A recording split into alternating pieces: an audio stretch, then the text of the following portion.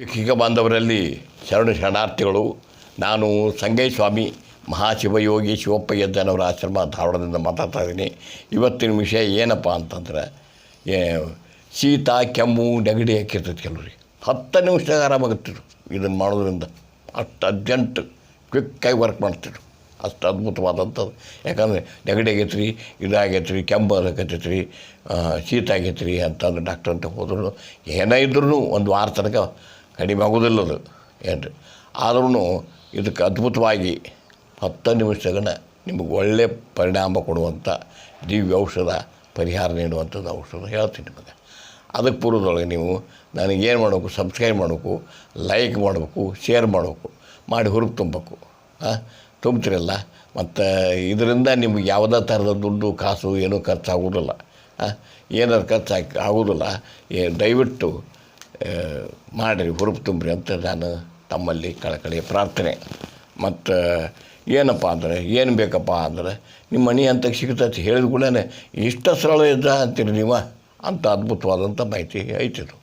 ಏನು ತುಳಸಿ ಕರೆ ತುಳಸಿರಾಗಲಿ, ಹಸಿರು ತುಳಸಿರಾಗಲಿ, ಯಾವುದು ತುಳಸಿ, ಒಂದು ತುಳಸಿ ದಳ ಒಂದಿಷ್ಟು ತೊಗೊರಿ ಏನು ರೀ.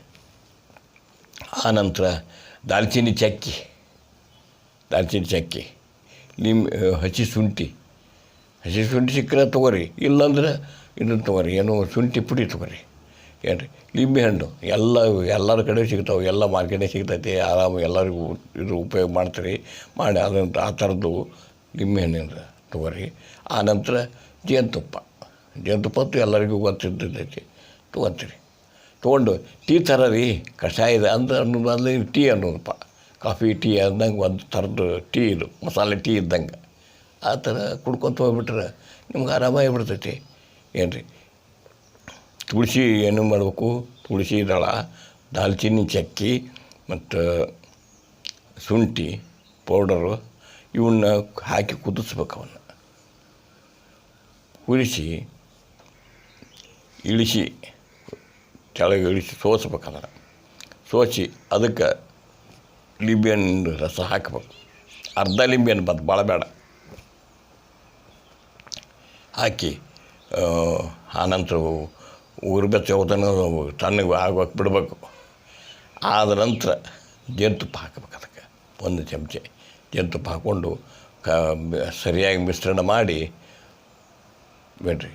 ಆ ಜೇನುತುಪ್ಪ ಬಿಸಿ ನೀರಾಗಿ ಬಿಸಿ ಇರಬಾರ್ದು. ಅದು ಬಿಸಿ ಇರಲಾರ್ದಾಗನ ಇದನ್ನು ಹಾಕಿ ಇದನ್ನು ಸರಿಯಾಗಿ ಮಿಶ್ರಣ ಮಾಡಿ ಕುಡಿಬೇಕು. ಇಷ್ಟ ಕುಡಿದ್ರಪ್ಪ ಅಂದ್ರೆ 10 ನಿಮಿಷದಾಗನ ನಿಮಗೆ ಶೀತ ಕೆಮ್ಮು ನೆಗಡಿ ಏನಿದ್ದು 10 ನಿಮಿಷದಾಗನ ಪರಿಹಾರ ದೊರೀತೈತಿ ನಿಮಗೆ. ಮಾಹಿತಿ ಅದ್ಭುತ ಮಾಹಿತಿ ಐತಿಲ್ಲ. ಇಂಥದ ಮತ್ತು ಮಾಹಿತಿ ತೊಗೊಂಡು ಬಿಟ್ಟು ಹಾಕಿನಿ. ಮತ್ತು ನಮ್ಮ ಸ್ಲೋಗನ್ ಐತಲ್ಲ, ರೈತನೇ ರಾಜ, ರೈತನೇ ಕುಬೇರ, ರೈತನೇ ಮಹಾರಾಜ. ಇದು ಗಳಿಕೆಯ ಆಶ್ರಮ ಅಲ್ಲವಯ್ಯ, ಬಳಕೆಯ ಆಶ್ರಮ. ಒಳ್ಳೆಯ ಇಂಥದ ಮಾಹಿತಿ ತೊಗೊಂಡು ಮತ್ತೆ ಬಿಟ್ಟು ಹಾಕಿನಿ. ಅಲ್ಲಿವರೆಗೂ ನನ್ನ ಶರಣಾರ್ಥಿಗಳು.